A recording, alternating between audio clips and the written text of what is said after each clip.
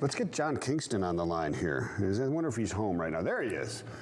What's happening, John? How are you this morning? Not much. How about yourself? I'm doing great. We're meeting a lot lately. I kind of like this. I haven't spoken to you in quite some time. I hear the ratings are soaring. They are going through the roof, especially toddlers, like 2 to 4 years old. They're going crazy right now.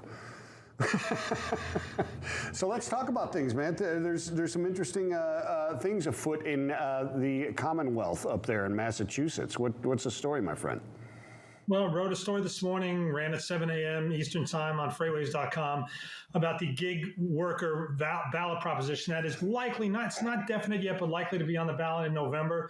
It would try to do the same thing that Prop 22 in California sought to do, which is to define gig workers, gig drivers like Uber drivers, Lyft drivers, DoorDash drivers as independent contractors, not employees. Let's remember it passed in California, but a court has blocked it so far, so I'm not sure the fate of that. So let's just focus on this one. So it's really two parts. One would be the definition of the gig workers as independent contractors, and the second is to create a series of benefits, some minimum wage requirements for the time spent driving.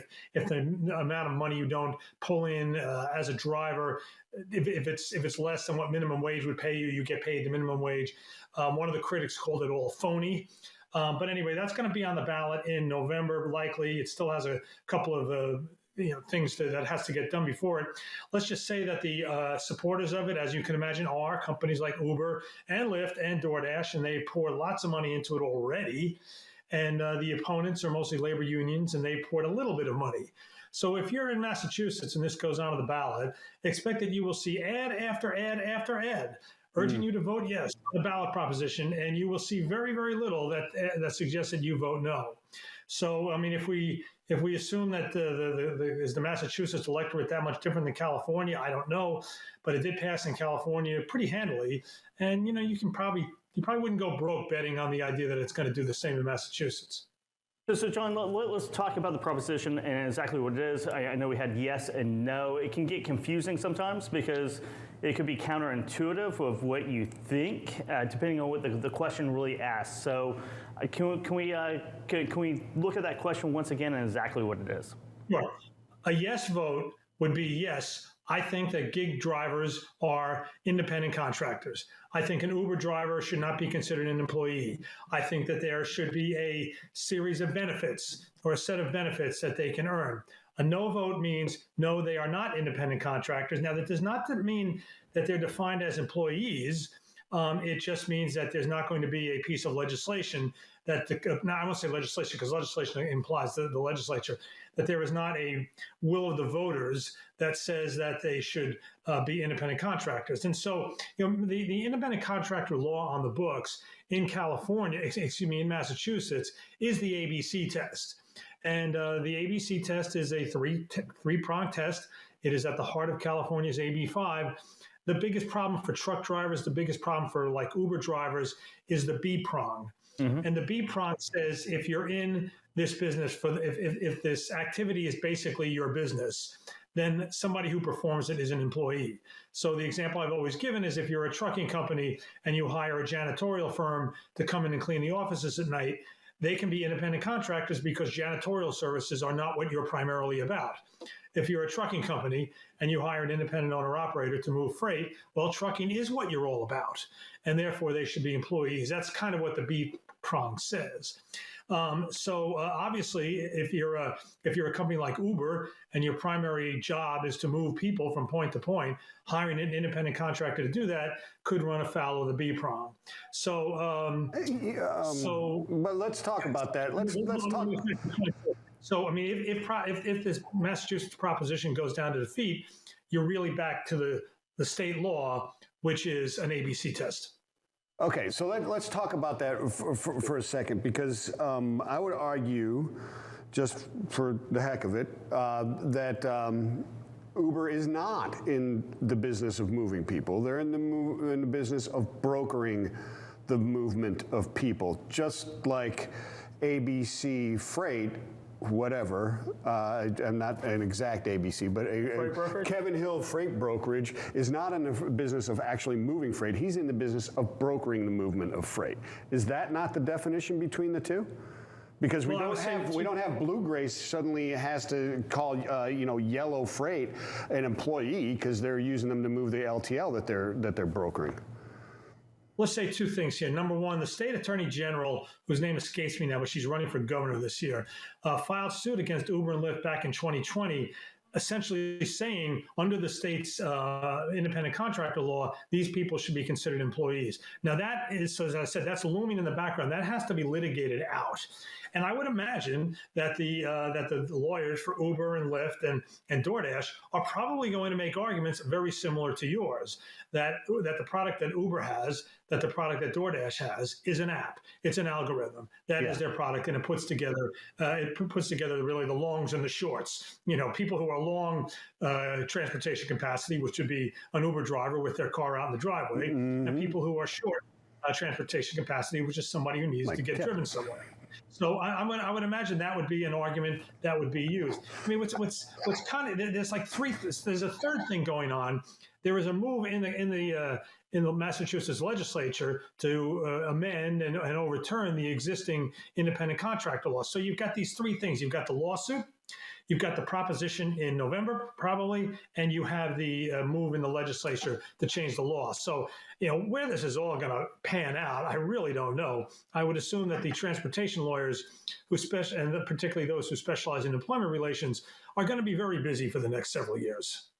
I would think they are going to be very busy. I think I have two questions, right? So it's Massachusetts, number one, is Massachusetts law, or not law, but referendum. Does that include ABC testing as well, or is that separate and that's unique to California? And number two, I think you might have answered it. Does this go to the Supreme Court eventually? Is that where we're going to head, whether it's 5 years or 10 years or 3 months? We're going to be in the Supreme Court on this. Yeah. No, so the ABC test is in Massachusetts law now.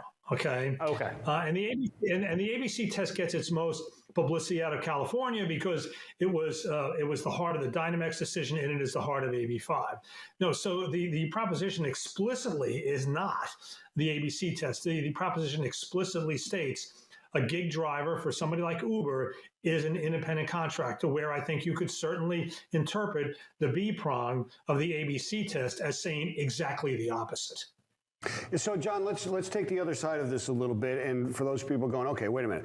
If they're going to call them independent contractors and they're going to have to pay them a minimum, and they're going to have to pay them this kind of minimum or 120% of minimum if they're sitting, not driving, or whatever it happens to be, what is the difference between that and them actually being labeled as employee? Why the willingness to have to pay that, or just call them an employee with those same benefits in That is very confusing, isn't it? It is. So I can think of a few things, but let's talk about it a little bit.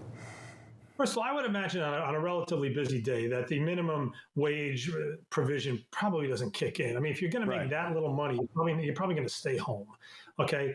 It was interesting too in doing the story that there are two groups that are opposing it. They were one group and they kind of had a schism. And one's the Boston Independent Drivers Guild, and I'm forgetting the name of the other one. Sorry about that. But I talked to the head, or some of the head people in both those organizations, and I asked them, well, what is your ideal world? In the ideal, and both of these people are drivers. One of them is not active right now, but they've been, Uber, Lyft drivers. I said, what would you be in an ideal world? Would you be an employee? And what's interesting is they never really answered the question. Mm-hmm. So they seem to want. I mean, one of them said the idea that an employee can't be flexible is baloney. The flexibility comes in the app, to which I would argue that if a company is forced to consider you an employee, it's not going to allow you maximum flexibility. It's going to expect some kind of minimum output. But they kind of danced around the question. And right now there's an ongoing case, and not ongoing case, but there is a group of XPO independent contractor. Independent drivers who are affiliated with XPO, I think they drive pretty much all for XPO, who formed a group together, formed a union, and they want union recognition. And then there's a real legal question: well, can you have union recognition if you're not an employee somewhere? Then it seems to be kind of very similar in Massachusetts. They want to pull together, and they want these companies to recognize them and negotiate with them over a package of a package of benefits and packages of minimum pay, that kind of thing, but they don't want to be considered employees. But they never come out and say, I don't want to be an employee. It's really interesting how they both, even though these groups are kind of, like I said, in a schism, and they're both in opposition to the ballot proposition, but they're not partners by any means. Neither of them really answered that question. Yeah, it sounds like somebody's got pocket aces and somebody doesn't. It does. It seems really confusing. You can find the article on FreightWaves.com, and John's writing, I'm sure, will clear up a lot of this. It's just the language and terminology. Oh, go ahead, John. It is very confusing. Like last week for the Global Supply Chain Week, I interviewed Mark Draeb, who's an attorney in this field. And in the beginning of my interview, I said, when I first started covering independent contractor issues for FreightWaves, I figured I'd read about the one or two legal decisions that kind of settled it all. And if you understood those two decisions, you'd really understand it. Well, forget it. There's so many different precedents, so many different laws. This thing is never going to get boiled down to one definition or one set of rules that define whether a worker is an independent contractor or an employee. And that's the goal of every lawyer out there, is to make sure it's never clearly defined. If there's one goal in life, or the one standard truth in life, lawyers are going to make their money, and that's what's going to happen here, I'm sure. John, thanks so much for joining us today. It's, thank you. As always, a pleasure. Thank you. You too.